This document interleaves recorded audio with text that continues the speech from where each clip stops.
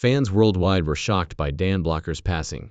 The man who made Host Cartwright famous was abruptly gone at the age of 43. It seemed premature and abrupt. The official answer was straightforward but heartbreaking.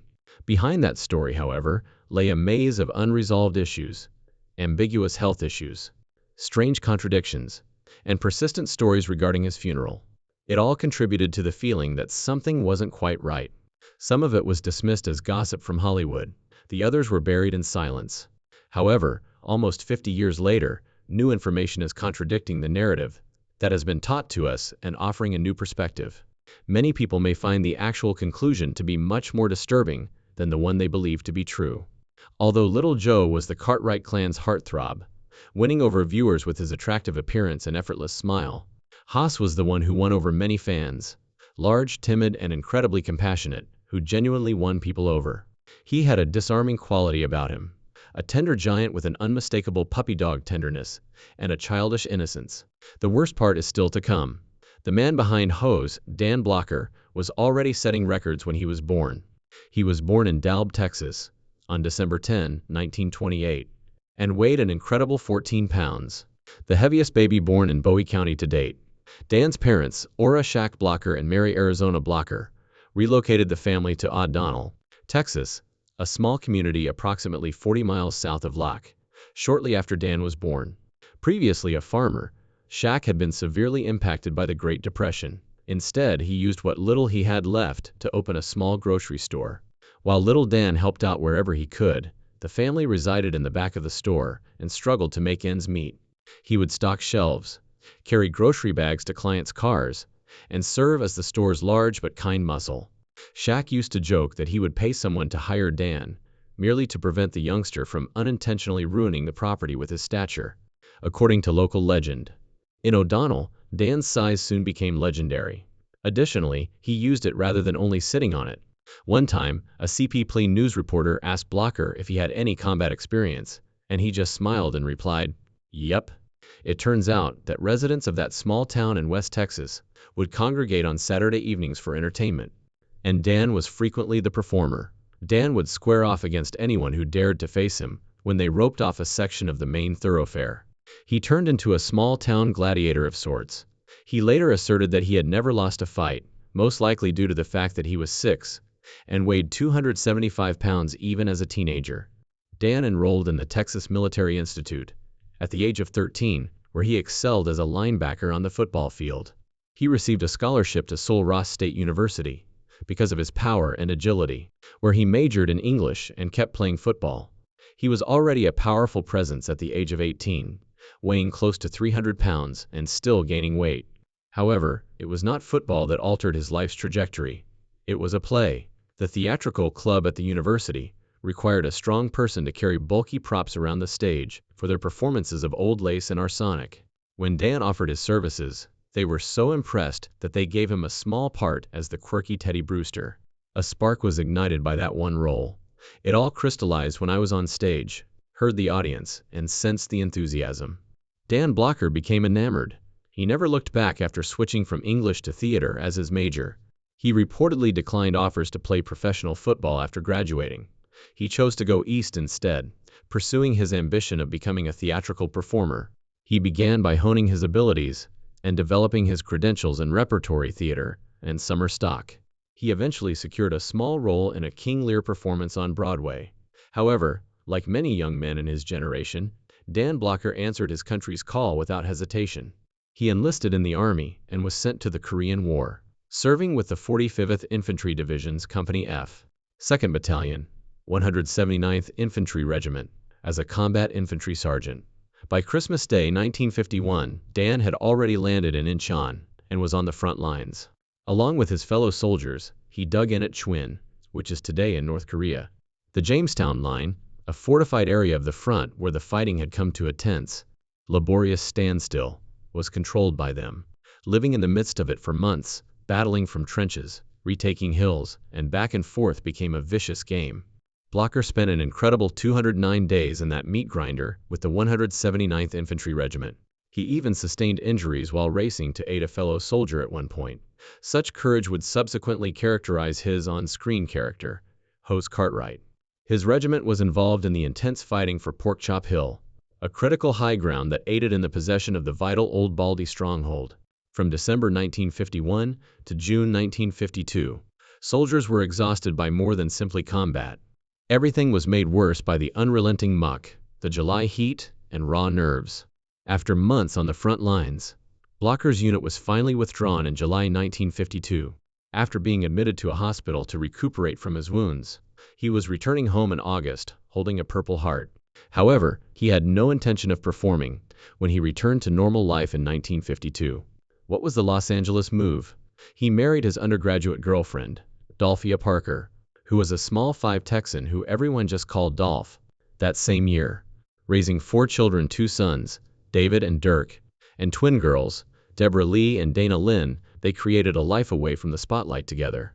Like many returning veterans, Dan had a young family to provide for. He returned to his studies. After graduating with a master's degree in dramatic arts, he began teaching drama and English in high school in Sonora, Texas. He later worked as a 6th-grade teacher in New Mexico. He appeared to be moving westward with each employment, a silent shuffle in the direction of his real purpose. He truly enjoyed being a teacher. He brought his love of language and acting to the classroom, and had an innate affinity for children. He had a golden heart, according to friends and coworkers, perhaps quick to lash out, but equally quick to apologize. Relocating to California wasn't a chance to pursue stardom. It has to do with his further schooling. Dan continued to teach while pursuing his doctorate in dramatic arts at UCLA. However, fate has a humorous way of intervening. Blocker was seen by a casting scout one day as he was utilizing a phone booth on college. Dan was aware that he was a perfect fit for the explosion of TV westerns that were taking over screens at the time, because of his tall stature and Texas-style appearance.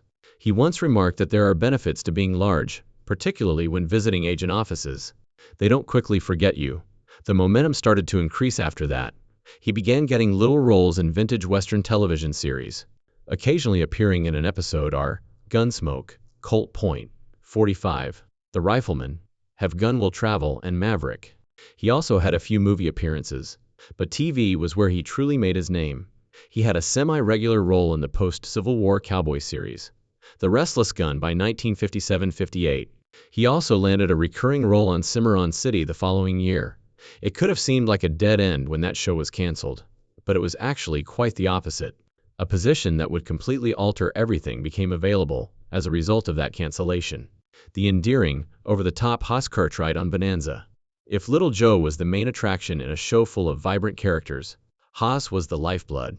Steadfast, powerful, and incredibly adored, Ben Cartwright, a wealthy rancher on Nevada's Ponderosa Ranch, had a middle son named Hoss. He was notable for his size, his straightforward demeanor, and his large heart. In contrast to the actual Dan Blocker, who was extremely intelligent and considerate, the character was frequently depicted as slow-witted and even naive. Even though Hoss was awkward, especially among ladies, and he was easily tricked by a clever prank, his unending compassion was what made him so memorable. Blocker's spirit really came to the fore at that point. He brought warmth and compassion to the part, making the character incredibly relatable to audiences, particularly children. Blocker's sincere friendliness gave him a soul that fans couldn't ignore, and many thought Hoss had a childlike innocence. Stephen Greelett, a Quaker missionary from the 18th century, said something that profoundly affected Blocker's outlook on life and, in many respects, the character of Hoss. He adopted the philosophy that since we only have one life to live, we should try to be good to others whenever we can. But Bonanza wasn't your average Western. During a period when the genre dominated American cinemas, it was a phenomenon. Bonanza left a lasting impression. Ben and his 3 sons, Cartwrights with unique personalities and plots, were at the core of it. A character-driven drama about justice, loyalty, and family replaced what might have been a standard shoot-'em-up Western. Unbelievably, however, Bonanza nearly failed in its debut season. The ratings were horrible. The show didn't even make it into the top 30. When it was aired on Saturday nights, against the well-liked courtroom drama, Perry Mason, NBC was prepared to shut down. Then came the decision that changed everything. Bonanza was shifted by the network to Sunday evenings at 9:00 p.m. It was a risk, but it paid off. The show's viewership skyrocketed in Season 2, after Chevrolet came in as a major sponsor. However, it wasn't inexpensive to make a color western in the late 1950s. Around $15,000 was spent on each episode, which was a huge sum at the time, and often went over budget. Thomas Sarnoff, NBC's West Coast executive, had to persuade the New York leadership not to call it off. He fulfilled his pledge to maintain financial stability. From then on, Bonanza grew to become a household name that was adored in homes all throughout the nation. Dan Blocker had a close, maybe too close, relationship with Haas behind the scenes. Blocker acknowledged that he struggled to distance himself from the character early in the series in an interview with presenter Cactus Pryor. He claimed that he was Haas Cartwright virtually of the time for the first few seasons. However, his approach evolved along with the series. He eventually discovered that it was best to leave the character on stage at night and come back the next morning. Blocker became close with his co-stars, Michael Landon and Lauren Green, during those protracted production days. It wasn't only the cast behaving like one big family. They were a family. They remained buddies even off set. One particular instance even wonderfully encapsulated Blocker's roughness. He cracked his collarbone after being flung off his horse while filming a scene. He reset the brake himself and forced himself to continue the take despite the pain, rather than going to the hospital. Following that, he took a few weeks off to recuperate, during which he put on a little weight. And there was a poetic justice twist when he came back to set. He was no longer able to be carried by the same horse that flung him. Dan Blocker was more than just a TV personality. At one point in the 1960s, the TV star was him. He was perhaps the world's most famous actor for a while. However, the cost of that degree of notoriety was greater than any staged barroom altercation on the Ponderosa, the invasion of his privacy. Despite his friendly, affable on-screen appearance, Blocker frequently found himself surrounded by throngs of people who loved him. He attempted to enjoy a straightforward activity, a baseball game, with his boys, Dirk and Dave, during the third season of Bonanza. This was one particularly striking incident. However, what ought to have been a peaceful family afternoon descended into mayhem.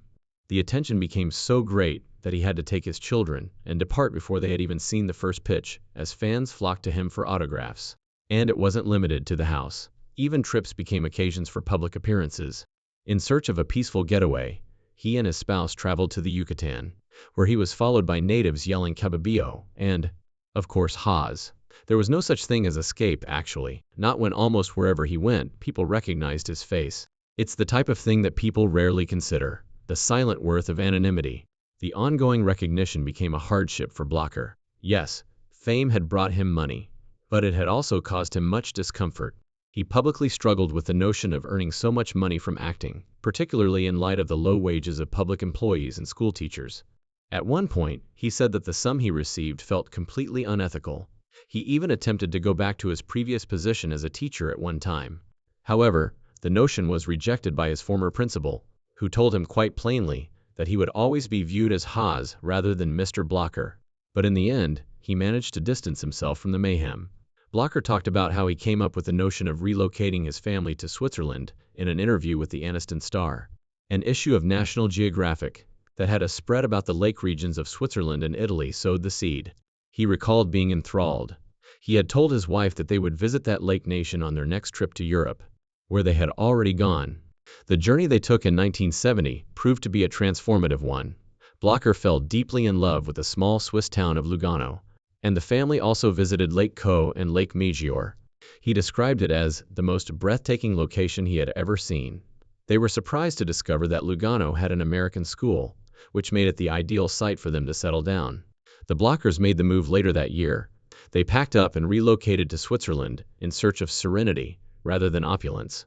Blocker was particularly thrilled about what the relocation would entail for his kids: high-quality education, the opportunity to learn many languages, and the simplicity with which he could board a train and travel throughout Europe. It was like a fresh start for him. Blocker corrected the misconception that the move was motivated by money or even a cunning tax play as word spread. Bonanza had already made him a fortune. In actuality, the action created dual citizenship and increased taxes, which made everything more complicated financially. It cost him more, if anything. The silence was what drew him to Lugano. Blocker, like James Aries, his co-star in Bonanza, was uninterested in the glamour of Hollywood. He didn't want to be chased along shopping aisles by the limelight, and he discovered that space in Lugano.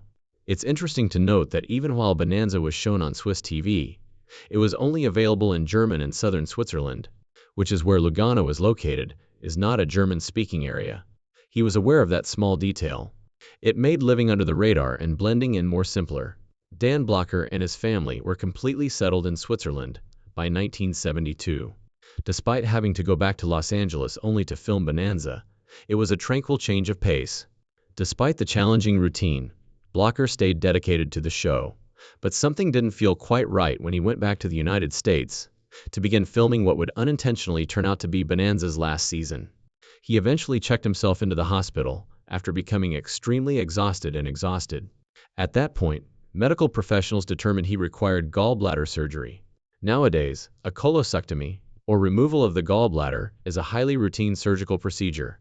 The treatment, which is performed on more than 1 million Americans annually, is typically seen as ordinary. Blocher hoped that the gallstone pain he has been dealing with for some time would finally go away after this procedure. It seems promising at first. He survived the procedure, and it appeared that he was recovering nicely. He seemed to be at last getting back on track, and there was a sense of relief. But then catastrophe struck abruptly and without much notice. Blocher experienced a blockage in one of his lungs' arteries, known as a pulmonary embolism. It was quick, and it killed. He was gone in an instant. He was hopeful and on the mend 1 minute, and then his life had ended tragically the next. Following his premature passing, an odd and persistent rumor started to spread, one that continues to be discussed in pop culture today. According to the narrative, Dan Blocher was buried in a piano box, rather than a conventional casket. Because of his size, he weighed over 300 pounds. It's the sort of story that combines enough fantasy and a small amount of reality to endure for decades. Blocher's larger-than-life presence, both physically and emotionally, is probably what sparked the rumor. He was a large man, as everyone knew, and the notion that a simple casket was insufficient began to spread when the subject of his burial was raised. The story quickly became an urban legend after the emotional shock of his untimely demise was added. However, the reality is much more commonplace, even if the image is so dramatic and strangely captivating. Dan Blocher was laid to rest in a conventional casket at Santa Monica, California's Woodlawn Cemetery. Despite its persistence, the piano box myth lacks any supporting evidence. It's simply one of those stories that developed out of adoration, grief, and a propensity to exaggerate the death of a loved one. Ultimately, the legend of the piano box is a reminder of how easily tales can become their own, particularly when they feature a person as well known and beloved as Dan Blocher.